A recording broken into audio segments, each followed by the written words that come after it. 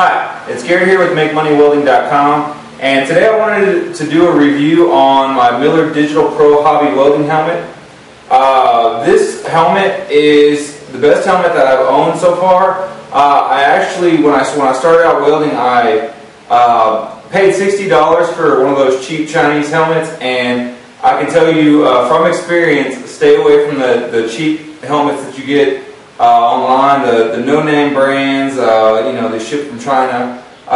Stick with something that is going to be more comfortable for you and something that's going to last longer. I went through two of those cheap Chinese crap helmets basically before I actually decided to spend some extra money and get a good welding helmet.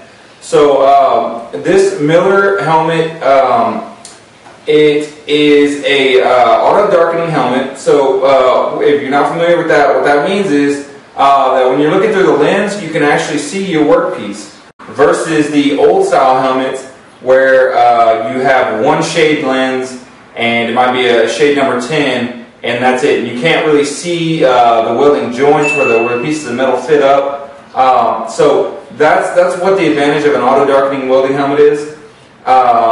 This has some sensors on the inside that I'll show you.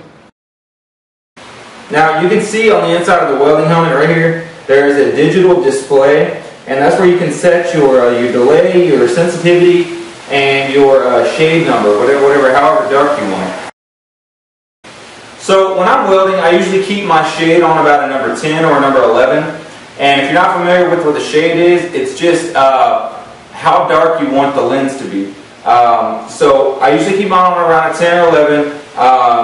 Some welding processes like TIG produce a brighter arc, so you might need to change the shade higher.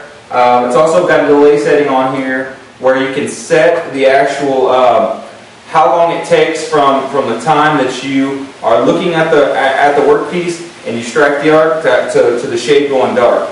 So you can set that, and you can also set the sensitivity. And the sensitivity will tell the lens how bright it needs to be before it actually turns on to dark. So, but like I said, stick with something that is going to be that's going to last you a long time. This welding helmet I've had for a while. I've sweated all over the digital display, and it's still working fine. That was an issue I had with the Chinese one that I had before. I sweated on it, and it ended up shorting out the digital display. So this is just a word of advice. Pick something that's going to be comfortable and something that's going to last you.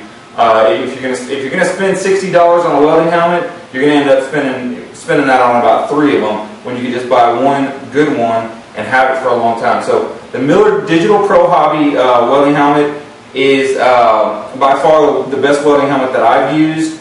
I don't weld for industry or anything like that. I'm a hobby welder. I build projects.